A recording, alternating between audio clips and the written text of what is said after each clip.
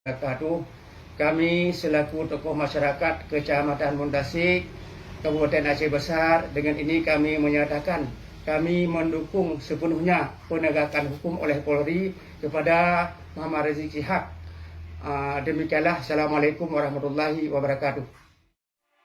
Assalamualaikum warahmatullahi wabarakatuh. Lun tukafi urung badile mantan kesi awai terlebih dile lun lekemah beri hak kepada umat Islam dan urung dasik Muhammadum wasaji butuh lun memang lam padu ronyo dihili polsek bentuk jak bak kantor polsek Mondasik lun yu baca yuk kertas yu baca tentang yu di video kalun lun tanpa lun sadari punyan makna sehingga lun kata pojok kenan lun ka lun baca baru lun sadar bahawa sihaji lun ka salah lam berkiprah dalam halnya lun kemah tegatu kepada orang lun kena keinginan untuk ya pojok-pojokkan orang Islam kada lur Islam cik lun orang pesantren cik tegatu lun kemah kena keinginan lun demi Allah lun megah kena keinginan lun untuk ya pojokkan umat Islam mandum terutama orang Mondasik dalam halnya tegatu lun kemah berehat hanya ini. Wassalamualaikum warahmatullahi wabarakatuh.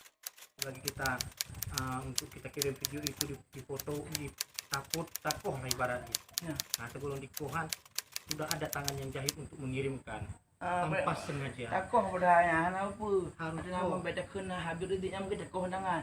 Itulah. Kan tangan dia alhamdulillah awaknya. Nah, jadi ibu kan kamu datang ke sini untuk mengklarifikasi lah.